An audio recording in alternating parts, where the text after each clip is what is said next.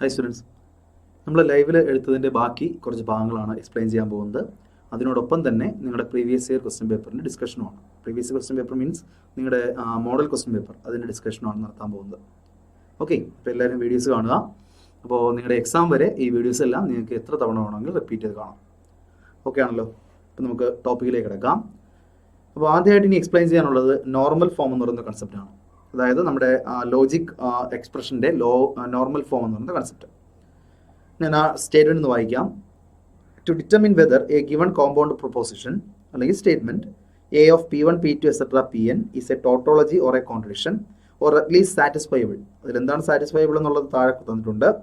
A of P1, P2, et cetera Pn is said to be satisfiable if it has a truth value t for all for at least one combination of the truth values of P1, P2, etc. Pn.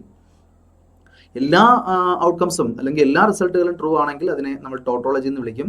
എല്ലാ റിസൾട്ടും false ആണെങ്കിൽ നമ്മൾ അതിനെ contradiction എന്ന് വിളിക്കും. അതേസമയം ഒരെണ്ണമെങ്കിലും നമ്മൾ ഈ ഡിഫറൻറ്റ് ഓപ്ഷൻസ് ഈ സബ്സിക്വൻ്റ് ആയിട്ടുള്ള സ്റ്റേറ്റ്മെൻറ്റ് കൊടുക്കുന്ന സമയത്ത് ഏതെങ്കിലും ഒരെണ്ണത്തിനെങ്കിലും ട്രൂ കിട്ടുമെങ്കിൽ അതിനെ സാറ്റിസ്ഫൈബിൾ എന്ന് വിളിക്കും. അപ്പോൾ ഈ മൂന്നെണ്ണം ആണെന്ന് അറിയാൻ വേണ്ടിയിട്ട് നമ്മൾ എന്താ ചെയ്യുക? കോമ്പൗണ്ട് പ്രൊപ്പോസിഷൻസ് അതുപോലെ തന്നെ, അതായത് to determine whether the given compound proposition A is tautology ആണോ, കോൺട്രഡിക്ഷൻ ആണോ, സാറ്റിസ്ഫൈബിൾ ആണോ, അല്ലെങ്കിൽ whether two given compositions are equivalent, എയും ബിയും ഇക്വലൻ്റ് ആണോ എന്നൊക്കെ ചെയ്യാൻ വേണ്ടിയിട്ട് we have to construct a truth table and compare them. നമ്മളതിനെ ട്രൂത്ത് ടേബിൾ ഉണ്ടാക്കി അതിനെ എന്ത് ചെയ്യാറാണ്? അതാണ് പതിവ്, കമ്പയർ ചെയ്യാറാണ് പതിവ്. ഇപ്പോൾ എല്ലാം ട്രൂ ആണെങ്കിൽ അത് എന്തായി? ടോട്ടോളജിയായി. എല്ലാം ഫോൾസ് ആണെങ്കിൽ അത് എന്തായി? കോൺട്രഡിക്ഷനായി. ഒരെണ്ണമെങ്കിലും ട്രൂ ആണെങ്കിൽ അത് എന്തായി? സാറ്റിസ്ഫൈബിളായി. ഇനി അങ്ങനെ ഉണ്ടാക്കുന്ന ഫോമുകളിൽ, ഇങ്ങനെ ഉണ്ടാക്കുന്ന സ്റ്റേറ്റ്മെൻറ്റുകളിൽ, അപ്പോൾ അതിൻ്റെ ഫോമുകളെയാണ് നമ്മൾ നോർമൽ ഫോമുകൾ എന്ന് വിളിക്കുന്നത്. ആ സ്റ്റേറ്റ്മെൻറ്റുകളെയാണ് നോർമൽ ഫോമുകൾ എന്ന് വിളിക്കുന്നത്. ആ നോർമൽ ഫോമുകളെ രണ്ടായിട്ട് നമുക്ക് തരംതിരിക്കാം. ഇനി അതിലേക്കാണ് നമ്മൾ പോകാൻ പോകുന്നത്. സ്റ്റേറ്റ്മെൻറ്റുകളാണ് ആക്ച്വലി നോർമൽ ഫോം. അതിൻ്റെ രണ്ട് പാർട്ടീഷനാണ് നമുക്കിനി പഠിക്കേണ്ടത്. ഓക്കെ, നോക്കി. Distinctive and conjunctive normal forms. Distinctive and conjunctive normal forms എന്നാണ് നമ്മുടെ ഹെഡിങ്. അപ്പോൾ എന്താണ് distinctive and conjunctive normal form എന്ന് നമുക്ക് നോക്കാം. A product of the variables and their negations. Product of the variable ആണ് conjunctions. Is called as elementary product. അതായത് ഇപ്പോൾ ഒരു പി ക്യൂ എന്നീ സ്റ്റേറ്റ്മെൻറ്റുകളുടെ ഇൻ്റർസെക്ഷൻ അല്ലെങ്കിൽ പ്രോഡക്റ്റ്, പിന്നെ അവരുടെ എന്തും നെഗേഷനും, a conjunction of primary statement and their negations, ആ കോമ്പിനേഷനെ വിളിക്കുന്ന പേരാണ് എലിമെൻ്ററി പ്രോഡക്റ്റ്. അതിനകത്ത് പ്രോഡക്റ്റ് മാത്രമേ കാണുള്ളൂ. ഐ മീൻ നമ്മുടെ ക്യാപ്പ് മാത്രമേ കാണത്തുള്ളൂ. കപ്പ് ഉണ്ടാകത്തില്ല, ക്യാപ്പ് മാത്രമേ ഉണ്ടാകത്തുള്ളൂ. Similarly a sum of variables and their negations is called elementary sum. അതാണ് elementary sum.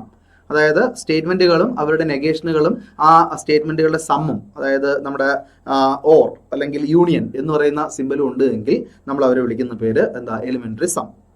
For example, P negation P, P intersection negation P, negation P intersection Q, P intersection അല്ല actually product എന്ന് വിളിക്കുക. Product negation Q and negation P and negation Q are sum elementary products in two variable. അതുപോലെ അവരുടെ elementary സമ്മുകൾ തന്നിട്ടുണ്ട്. Sum elementary sums in two variable. A compound proposition or formula which consisting of sum of elementary product. Elementary പ്രോഡക്റ്റുകളുടെ സമ്മാണ് നമ്മൾ തന്നിരിക്കുന്ന ആ ഒരു സ്റ്റേറ്റ്മെൻറ്റിലുള്ളതെങ്കിൽ അവരെ വിളിക്കുന്ന പേരാണ് then the equivalent to a given proposition is called a disjunctive normal form. മനസ്സിലായോ? നമുക്ക് എലിമെൻ്ററി പ്രോഡക്റ്റുകളുടെ സം, അതാ പറഞ്ഞേക്കുന്നത്. സം ഓഫ് എലിമെൻ്ററി പ്രോഡക്ട്സ് ഇതാ നടക്കുന്നത്. Consisting of sum of elementary പ്രോഡക്റ്റുകളാണുള്ളതെങ്കിൽ, സം ഓഫ് എലിമെൻ്ററി പ്രോഡക്റ്റുകളാണെങ്കിൽ നമുക്കതിനെ ഇക്വലൻ്റ് ടു ഒരു പ്രൊപ്പോസിഷനോട് ഇക്വലൻ്റ് ആക്കി മാറ്റാം. ആ ഫോമിനെ വിളിക്കുന്ന പേരാണ് ഡിസ്റ്റിങ്റ്റീവ് നോർമൽ ഫോം. അതുപോലെ തന്നെ A formula which consisting of product of elementary സംസ്. സമ്മുകളുടെ പ്രോഡക്റ്റ്, ആദ്യം പറഞ്ഞത് പ്രോഡക്റ്റ് ഓഫ് സംസ് എന്നാണ് അല്ലേ?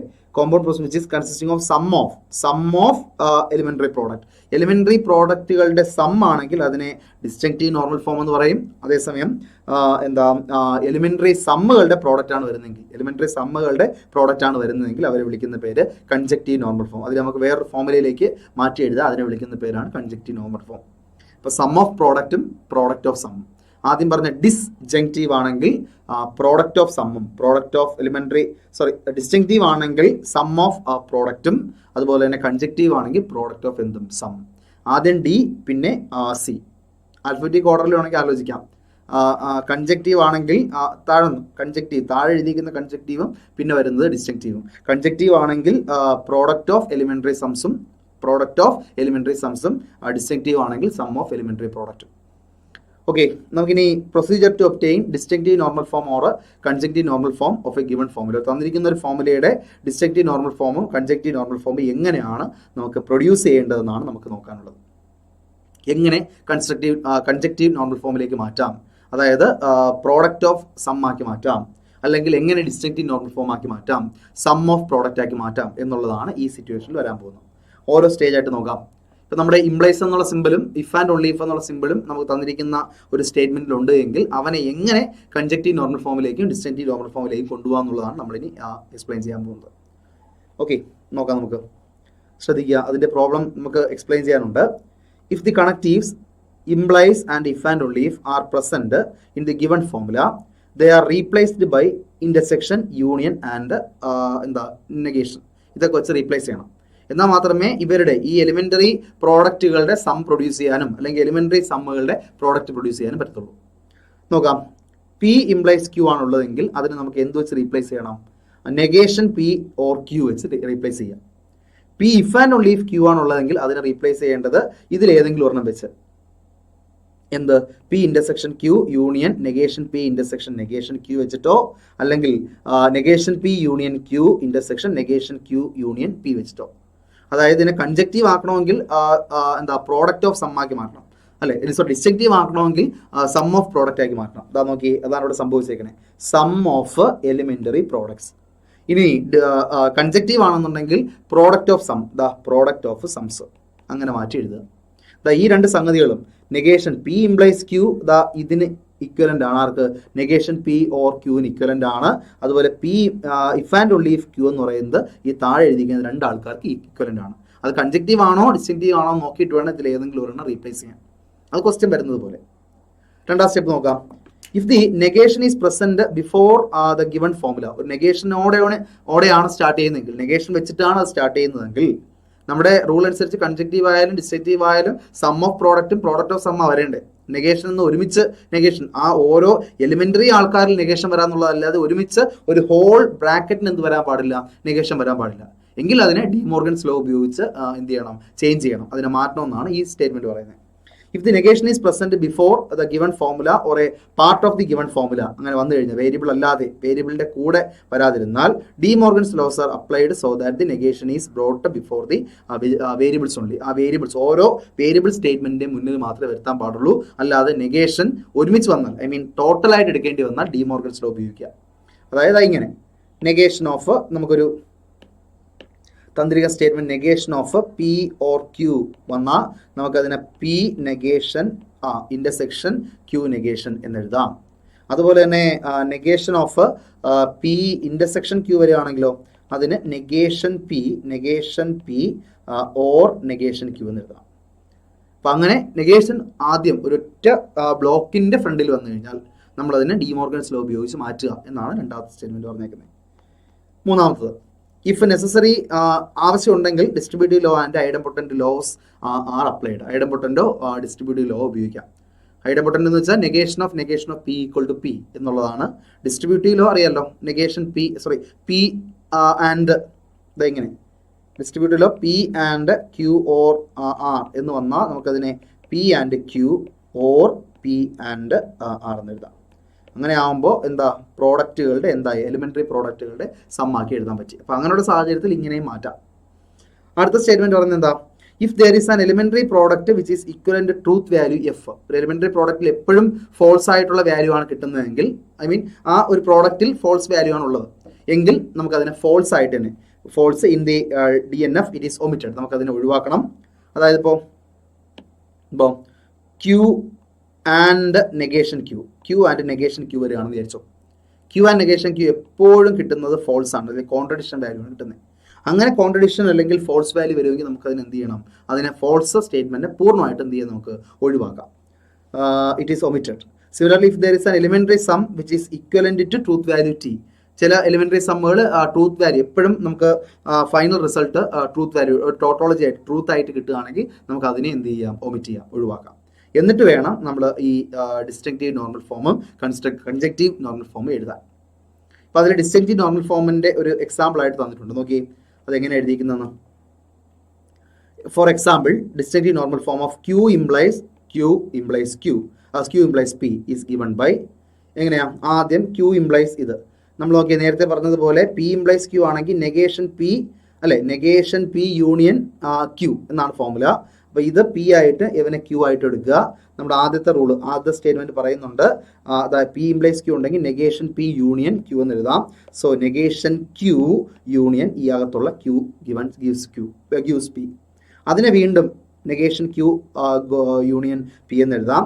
എന്നിട്ട് ഈ ബ്രാക്കറ്റ് ഉണ്ടല്ലോ അതിന് ഇങ്ങോട്ടേക്ക് കൊടുക്കുകയാണ്. എന്ന് വെച്ചാൽ നമ്മൾ അസോസിയേറ്റീവ് ലോ ഉപയോഗിക്കുകയാണ്. അപ്പുറത്തെ വന്ന ബ്രാക്കറ്റിന് ഇങ്ങോട്ട് മാറ്റി എടുത്തതേ ഉള്ളൂ.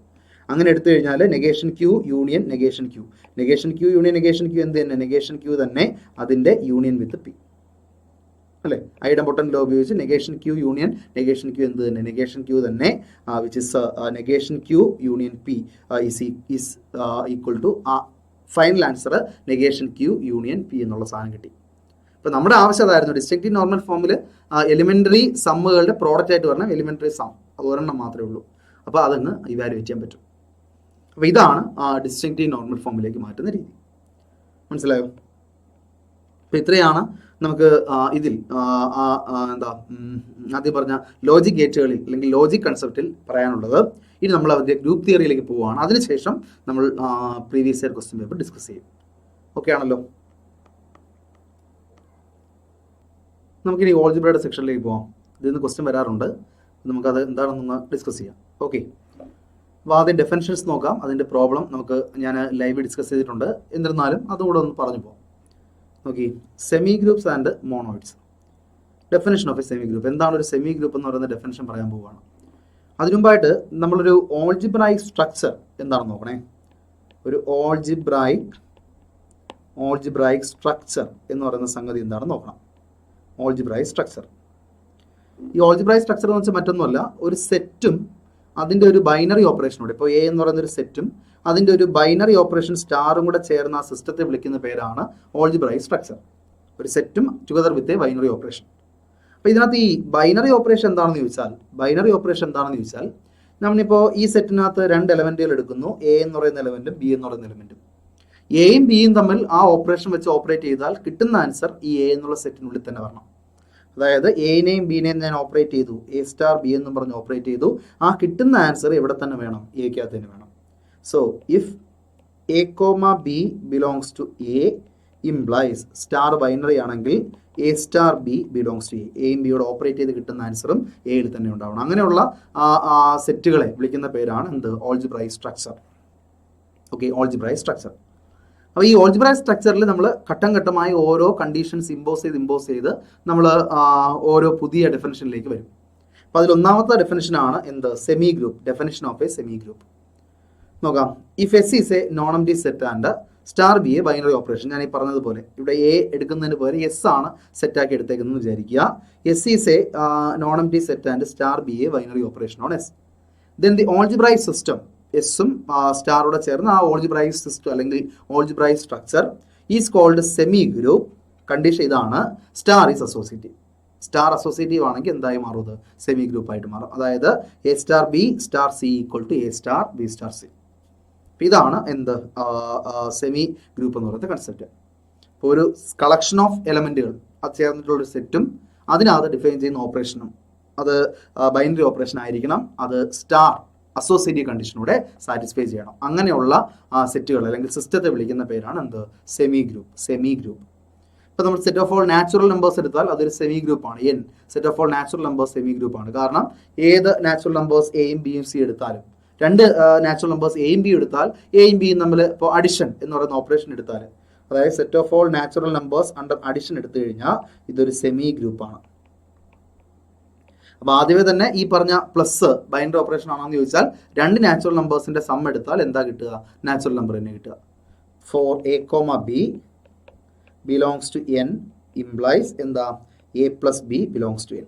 എയും ബി നാച്ചുറൽ നമ്പേഴ്സ് ആണെങ്കിൽ അവരുടെ സം എന്ത് തന്നെ ആയിരിക്കും, നാച്ചുറൽ നമ്പർ തന്നെ ആയിരിക്കും. അതുകൊണ്ട് പ്ലസ് ഒരു ബൈനറി ഓപ്പറേഷൻ ആണ്. അത് മാത്രമല്ല നമുക്ക് A plus B plus C എന്ന് പറയുന്നതിനെ A plus B plus C എന്ന് റെപ്രസെൻറ്റ് ചെയ്യാൻ സാധിക്കും. So plus associative property satisfy ചെയ്യുകയും ചെയ്യും. അപ്പോൾ അതൊരു സെമി ഗ്രൂപ്പിന് എക്സാമ്പിളാണ്. അടുത്ത ഡെഫിനിഷനിലേക്ക് പോവാം. അടുത്തൊരു മോണോയിഡ് ആണ്. മോണോയിഡ് എന്ന് വെച്ചാൽ നമ്മളിനെ അപ്പോൾ ആദ്യം ഒരു ആൾജിബ്രായിക് സ്ട്രക്ചർ പറഞ്ഞു. അതിൽ സ്റ്റാർ എന്ന് പറയുന്ന ബൈനറി ഓപ്പറേഷൻ ഉണ്ട്. ബൈനറി ഓപ്പറേഷൻ അസോസിയേറ്റീവ് ആയപ്പോൾ എന്തായിട്ട് മാറിയത്? ഒരു എന്തായി സെമി ഗ്രൂപ്പായിട്ട് മാറി. ഇനി അതിൽ അടുത്ത കണ്ടീഷൻ ഇമ്പോസ് ചെയ്യാൻ പോവുകയാണ്. അടുത്ത കണ്ടീഷൻ ഐഡന്റിറ്റിയുടെ കണ്ടീഷനാണ്. നോക്കിയേ, if a semi group M star has an identity element with respect to the operation star, then M star is called monoid. അതായത് ഒരു ഐഡന്റിറ്റി എലമെന്റ് എവിടെ എക്സിസ്റ്റ് ചെയ്യണം? ഈ സെറ്റിനകത്ത്, എമ്മിനകത്ത്. ഇപ്പോൾ എം എന്ന് പറയുന്ന ഒരു സെറ്റ് ഞാൻ എടുത്തു, അതിനകത്തുള്ള ബൈനറി ഓപ്പറേഷനാണ് സ്റ്റാർ. ഈ എമ്മിനെ മോണോയിഡ് എന്ന് പറയണമെങ്കിൽ അതൊരു സെമി ഗ്രൂപ്പ് ആയിരിക്കണം. അതിൻ്റെ കൂടെ എന്തും ഐഡന്റിറ്റി എലമെന്റ് എക്സിസ്റ്റ് ചെയ്യുകയും ചെയ്യണം.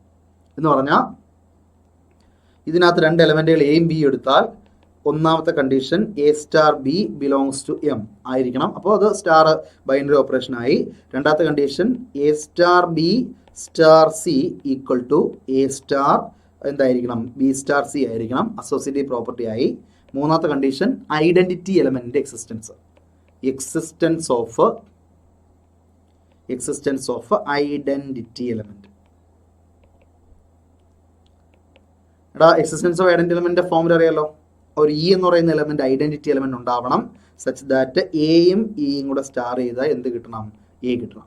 Four all A belongs to M. അങ്ങനെ ഒരു ഐഡന്റിറ്റി എലമെന്റ് എക്സിസ്റ്റ് ചെയ്യുമെങ്കിൽ നമുക്ക് പറയാം ഈ പറഞ്ഞ എം ഒരു മോണോയിഡ് ആണെന്ന്.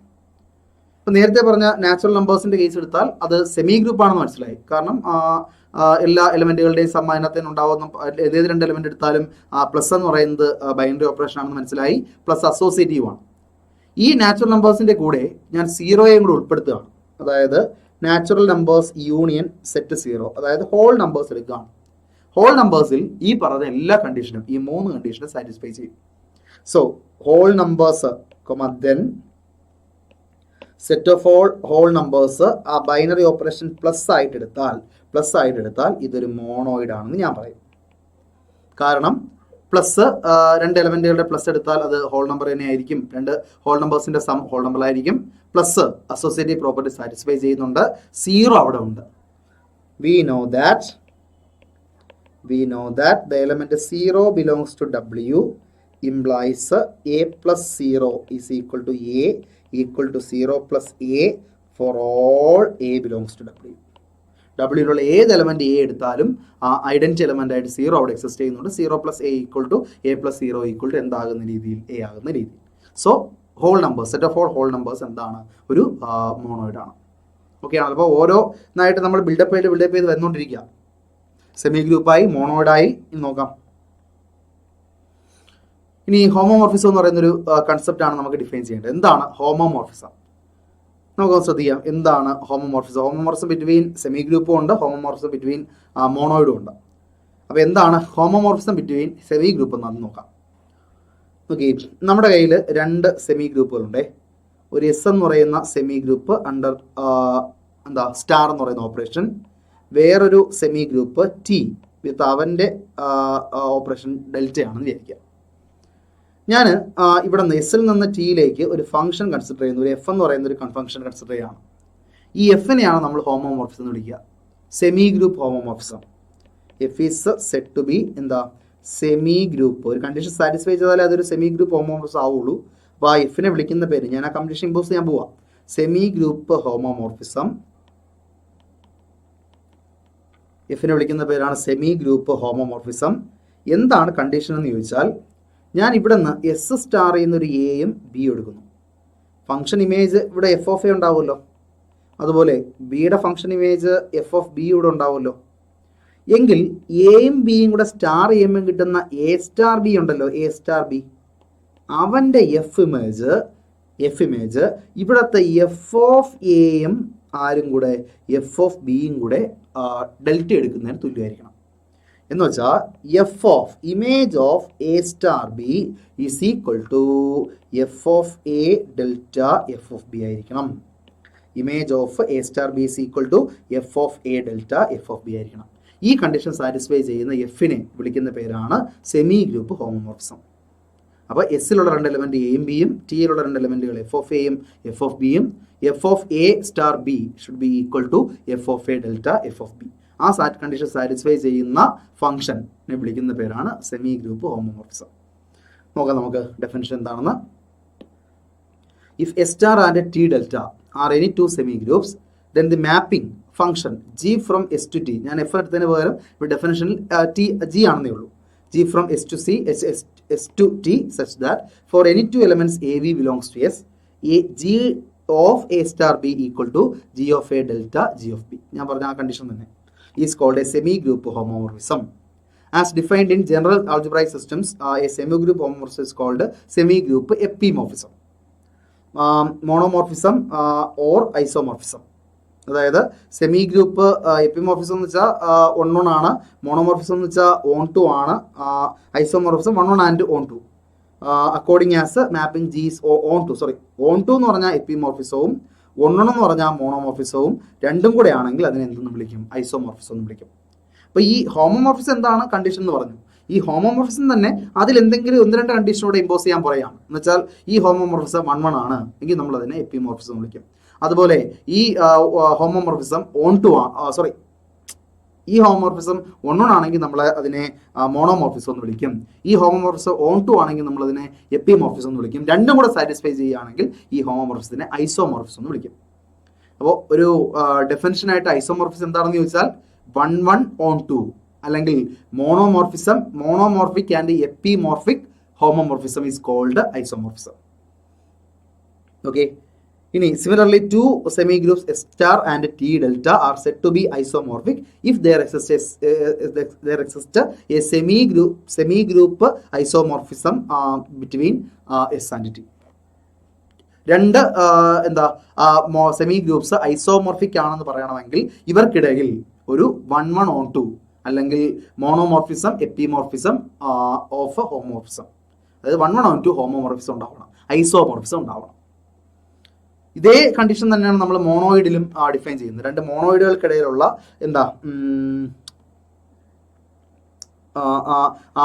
ഹോമോമോർഫിസത്തിനെ പറ്റി പറയുന്നത് ശ്രദ്ധിച്ചേ. അവിടെ ഒരു കണ്ടീഷനോടെ കൂടുതലായിട്ട് ചെയ്യാനുണ്ട്, ഇത്രയേ ഉള്ളൂ. അപ്പോൾ നേരത്തെ പറഞ്ഞതുപോലെ ഞാനൊരു മോണോയിഡ് എം എടുത്തു, എം സ്റ്റാർ എടുത്തു. അതുപോലെ വേറൊരു മോണോയിഡ് ടി ഡെൽറ്റ എടുത്തു, ടി ഡെൽറ്റ എടുത്തു. ഇതിൽ നിന്ന് ഈ മോണോയിഡിലേക്കുള്ള ഒരു ഹോമോമോർഫിസം ജി അല്ലെങ്കിൽ ഒരു ഹോമോമോർഫിസം ജി എന്താണെന്ന് ചോദിച്ചാൽ, ഇപ്പോൾ ജിയെ വിളിക്കുന്ന പേരാണ് മോണോയിഡ് ഹോമോമോർഫിസം.